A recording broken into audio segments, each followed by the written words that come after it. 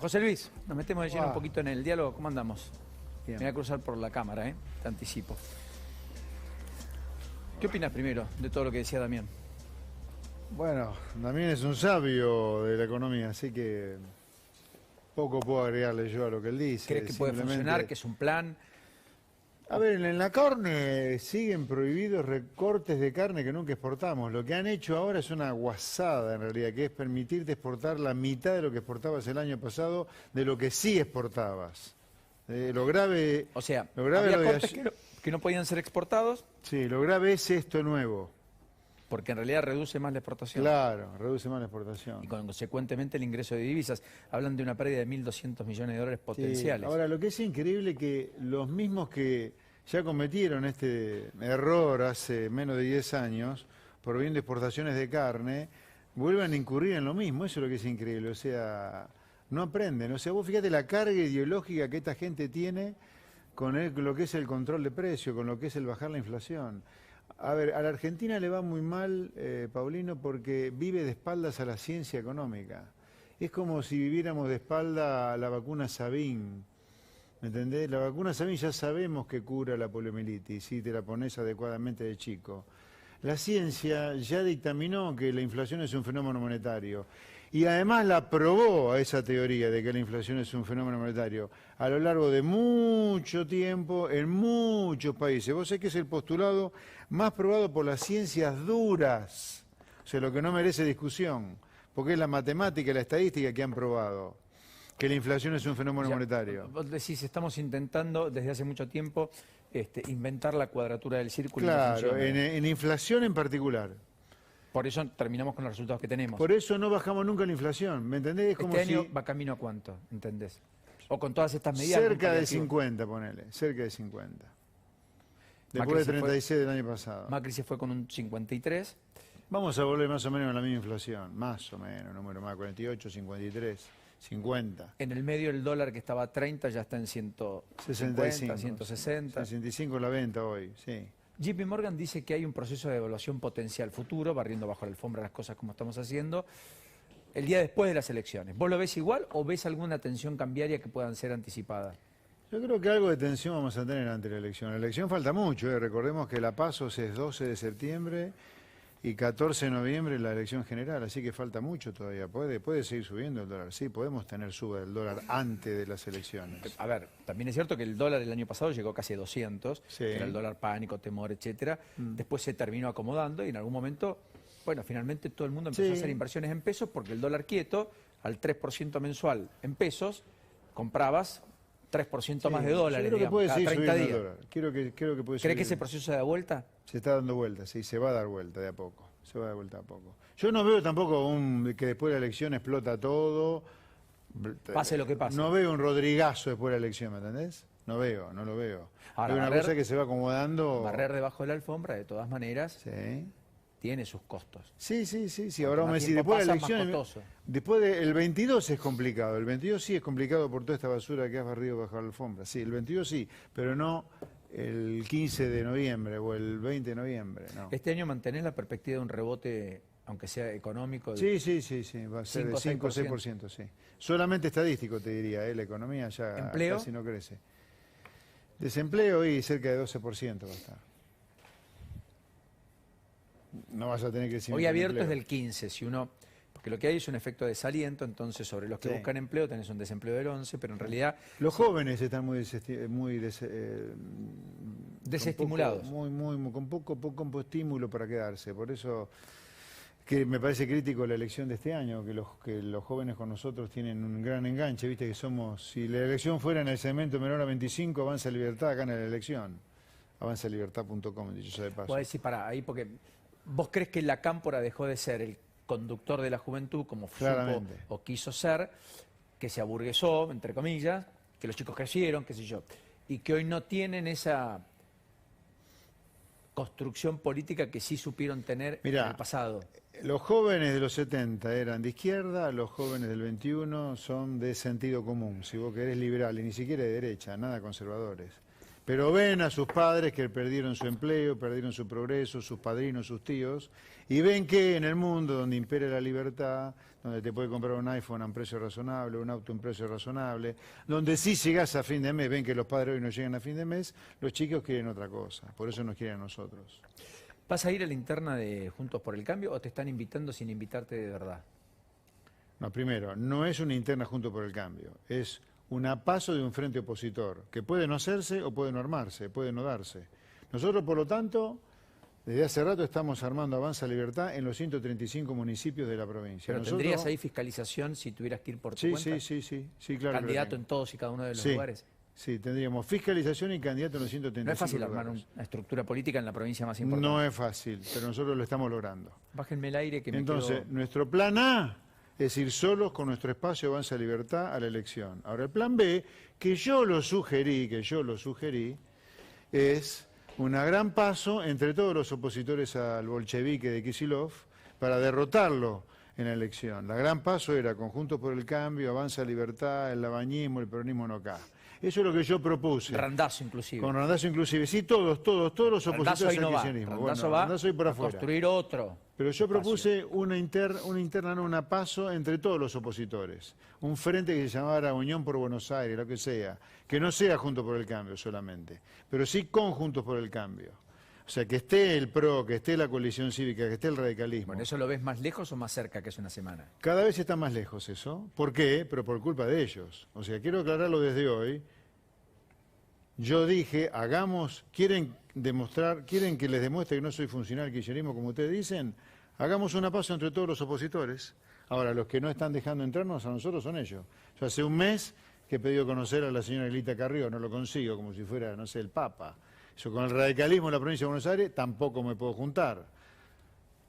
Así es difícil. Después no digan que uno no quiso construir, todo lo contrario. Nosotros sí queremos construir, nosotros sí creemos que hay que derrotar al kirchnerismo en serio, no única vez como en el macrismo en 2015, pero denos la oportunidad, no nos pongan piso para que no entre ningún concejal. ¿Qué sería piso para que no entren con 25%? Claro.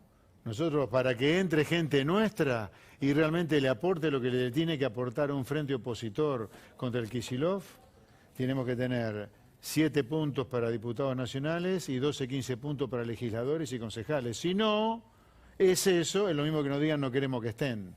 Bueno, pero entonces desde ese día... Monzó dice algo parecido a vos, te aclaro, ¿Cómo? lo dijo acá. Monzó dice algo parecido a vos, acá. Ajá. Dijo que debía ser un piso muy bajo. Él dijo, bueno, 10%. Claro, pero es que si el piso no es bajo, nuestra gente no entra. Ahora, si nuestra gente no entra, es lo mismo que dijeran que no quieren que estemos. Por eso aclaro desde hoy que nosotros vamos a estar igual, Avanza Libertad. Ahora, nosotros somos excelentes reuniones, ellos quieren que estemos.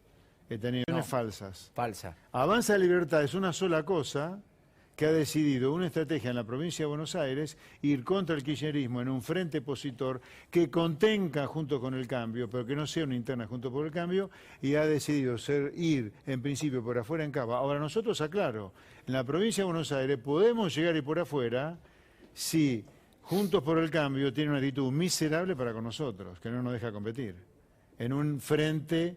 en un paso de todo el frente opositor. Hablaste de actitud miserable. Sí. En política se suelen tener actitudes miserables aquí y allá.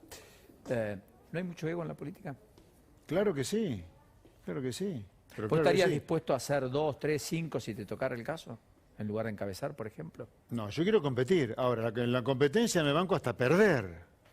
O sea... No, ¿cómo hasta perder? Cuando Está bien, competís pero te podés quiero decir, perder. no, ¿Está ya bien? sé que en un paso no perdés, pero te quiero decir, yo en el 2019 no gané, pero en el 2021 estoy dispuesto a competir en un frente opositor que no sea solo Juntos por el Cambio, sino toda la oposición. En esa competencia puedo no ganar la interna, ahora después por el DONT empiezan a intercalarse las Sí, listas. definitivamente. ¿Mi lista puede ganar? Sí, puede perder también. Ahora, si pierdo, habiendo decidido formar parte de este frente opositor anti-kirchnerista, me la tendré que bancar.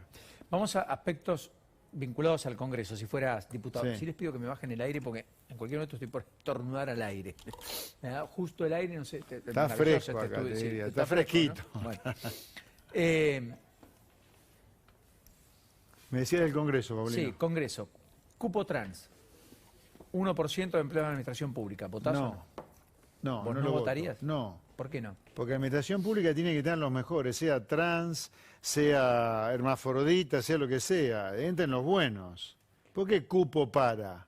Bueno, hay un cupo por discapacidad del 4% para personas con discapacidad. Pero la persona con discapacidad puede estar perfectamente normal y vos podés tener parte de esa discapacidad. Pero por supuesto que además... No, es pero una espera, persona, discapacidad no claro. tiene que ver con el cupo trans. No, pero digo, hay cupos Sí. que se establecen para incorporar No, pero espera, a personas una cosa- que tienen no, una pero espera. desventaja en el mundo laboral habitualmente. Una cosa es incapacidad, que ese sí tiene que tener su cupo, otra cosa es cupo trans. Que vos obligues a que haya un mínimo de transexuales en la administración pública es ridículo.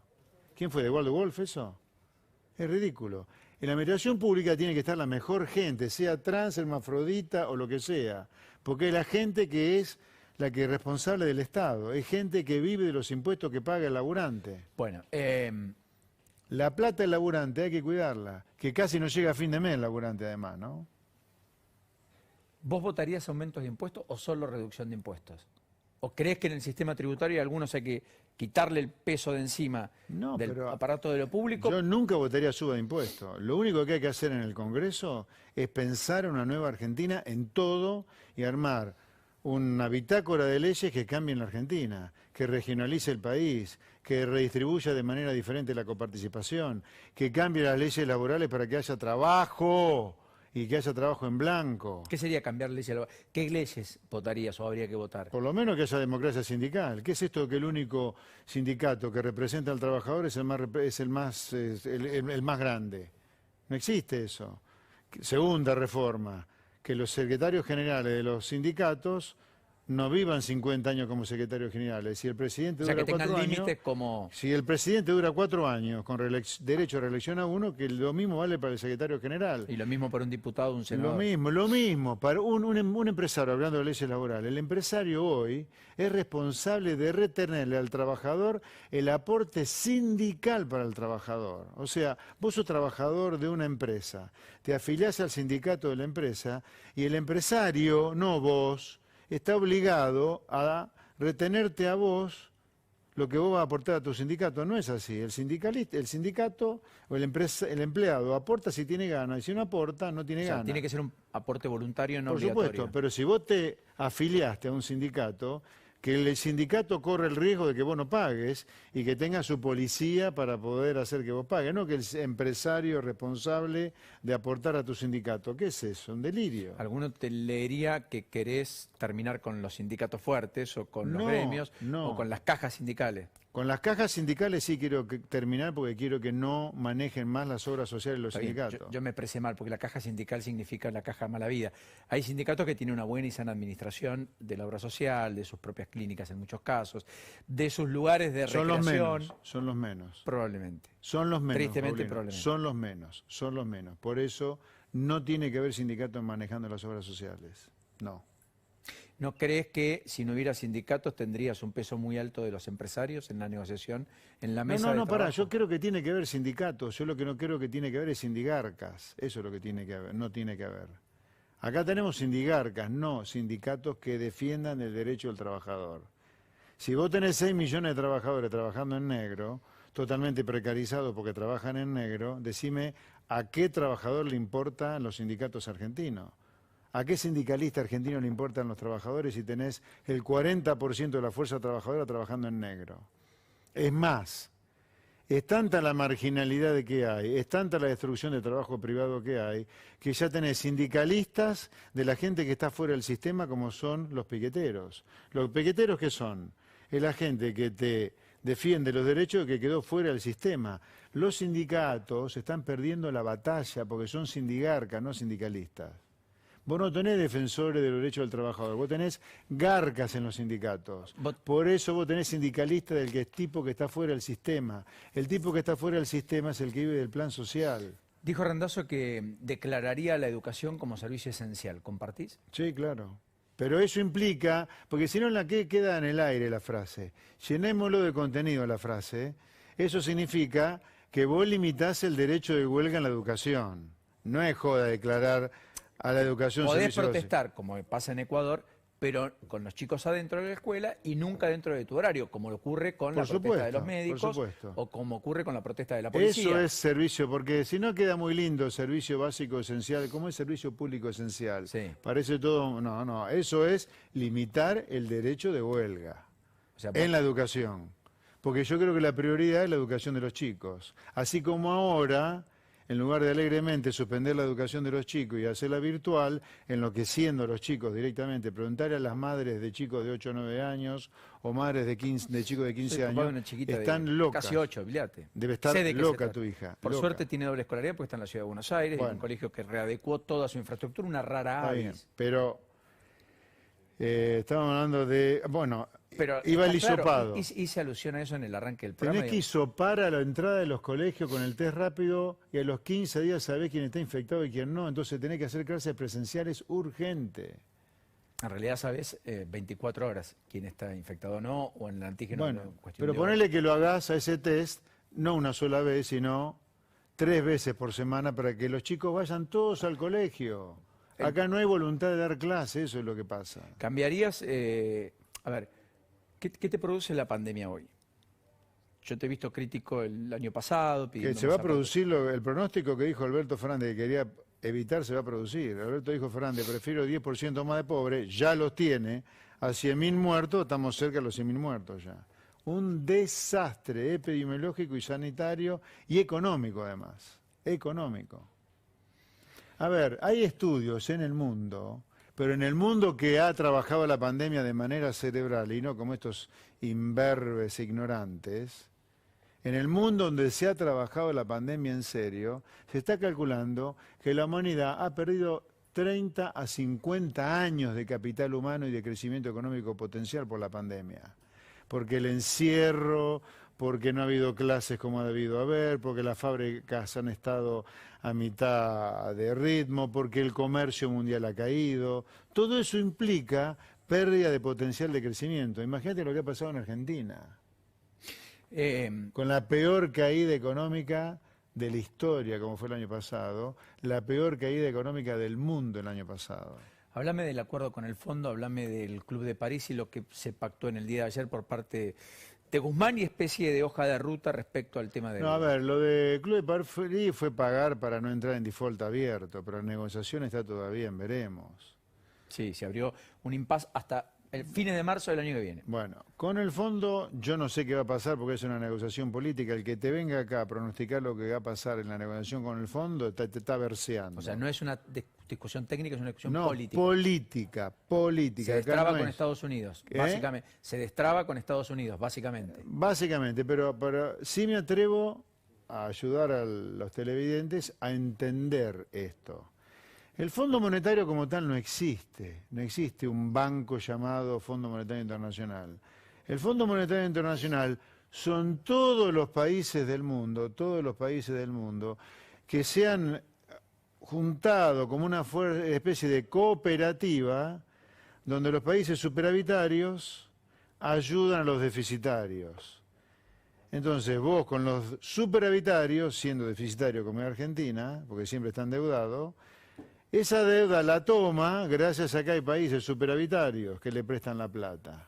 Entonces la primera cosa que hay que decir es que la deuda que vos tomás con el fondo es una deuda en realidad que vos tomás con países que ha puesto la tarasca para que vos te endeudes. Por lo tanto, esa deuda, si no la pagás, te estás enemistando con el mundo. La segunda cosa es que los países superavitarios que le prestan a la Argentina, y Argentina es deficitario, no le prestan un maná que viene de la estrella de Saturno o de Orión. Son impuestos que el carpintero americano, que el plomero americano paga, una parte de esa va al gobierno americano y una parte del gobierno americano, cuando va al Fondo Monetario, la pone para que la Argentina el fondo le preste. Entonces, cuando vos defaulteás la deuda, si la llegara a decidir a defaultear la del fondo, estás estafando al pobre carpintero y plomero americano. Eso no te lo va a perdonar nadie. Lo que digo, tercera reflexión, que ni se le ocurra, señora Cristina, que usted es la que está detrás de todo esto en materia económica, ni a Kicillof, el factotum económico de la Argentina, que es el que hay que derrotar en las elecciones, defaultear la deuda con el fondo. Por último, Bernie hoy dijo, estoy muy lejos del gobierno nacional, no creo que sea candidato, pero quien va a resolver si soy candidato o no es Axel Kicillof y la presidenta Cristina Fernández de Kirchner. Ajá. ¿Fue un furcio o fue el reconocimiento explícito de quién toma las decisiones? Yo creo que fue un reconocimiento explícito que Bernie es Kicillof y es Cristina. A mí me daría vergüenza ser tan poco hombre, te diría, pero bueno. ¿Por qué? ¿Vos querés ser candidato? Renuncia a lo que estás hoy puesto en el gobierno de la provincia de Buenos Aires, en lugar de andar cacareando problemas de inseguridad, cuando vos como Bernie sos parte del problema de inseguridad, y andá, salí de afuera, bancate la campaña que querés hacer solo, no usando este doble estándar de que sos empleado público de un gobierno como el de la provincia de Buenos Aires, y al mismo liberás presos, y al mismo tiempo criticás la mano libre del gobierno nacional. Me parece detestable lo que hace Bernie. Eso es parte del problema de la política. Gracias, José Luis. Por nada, buenas Un tardes. enorme placer, como siempre. Un placer. Pausa muy rápida, ya venimos.